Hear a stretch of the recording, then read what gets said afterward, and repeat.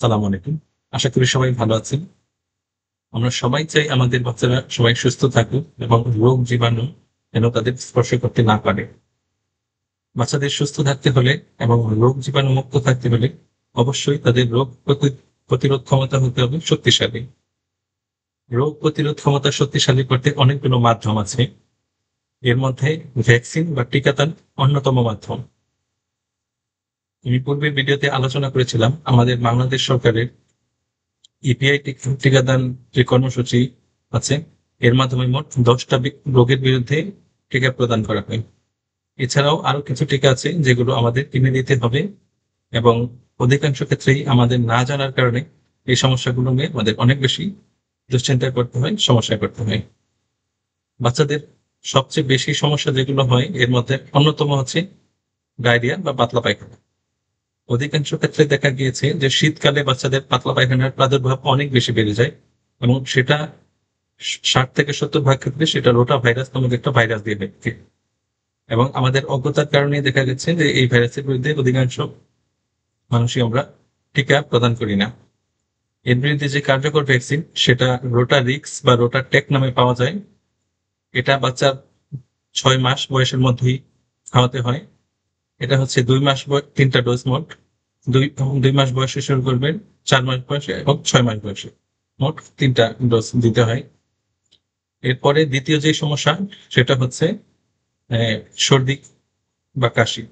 এটা দেখা গিয়েছে যে অধিকাংশ ক্ষেত্রে সর্দি কাশি ইনফ্লুয়েঞ্জা নামক একটা ভাইরাস দিয়ে হয়ে থাকে এবং আমাদের ইপিআই এ এই টিকাটাও দেওয়া হয় না।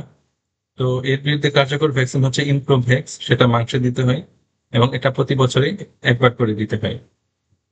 আমাদের বাচ্চারা যখন একটু বড় হয়, বাহিরে খেলাধুলা করে, তখন দেখা গিয়েছে যে এরা বাহিরের খাবার যখন খায় তখন জন্ডিসের জীবাণু হেপাটাইটিস এ ভাইরাস দিয়ে অনেক সময় তারা আক্রান্ত হয়। তো বাচ্চাদের বয়স যখন 12 মাস পার হবে তখন হেপাটাইটিস এ ভাইরাস এবং চিকেন পক্স এই দুইটা ভাইরাসের টিকা দিয়ে নিতে হবে। হেপাটাইটিস এ ভাইরাসের টিকা প্রিহ্যাপস বা হ্যাভরিক্স জুনিয়র নামে পাওয়া যায়। এটা 12 মাস পরে শুরু করতে হয়, মাংসে দিতে হয় 1টা ডোজ এবং 6 মাস পর দ্বিতীয় ডোজ দিতে হয়। এরপরে হচ্ছে চিকেন পক্স। অধিকাংশ ক্ষেত্রেই দেখা গিয়েছে যে বাচ্চারা এই চিকেন পক্সে আক্রান্ত হওয়ার পর অনেক বেশি কষ্ট বোধ করে।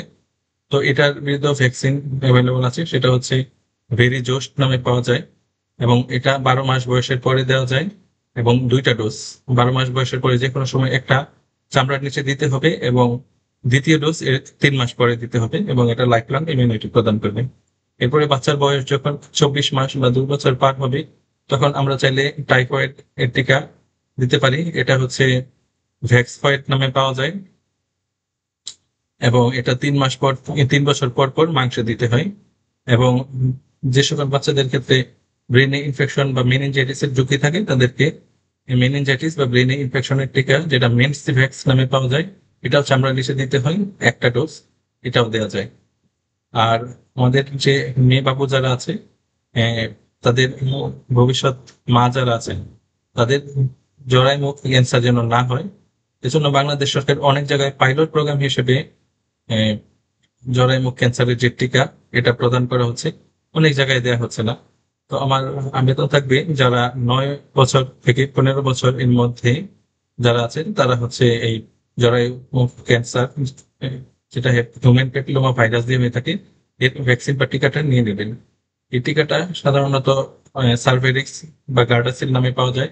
তো সার্ভেরিক্স যে টিকা সেটা হচ্ছে যে মাংসে দিতে হয়, প্রথম ডোজ দিবে, এরপরে 1 মাস পর আর দ্বিতীয় ডোজ হচ্ছে 6 মাস পর দিতে হবে। ধন্যবাদ।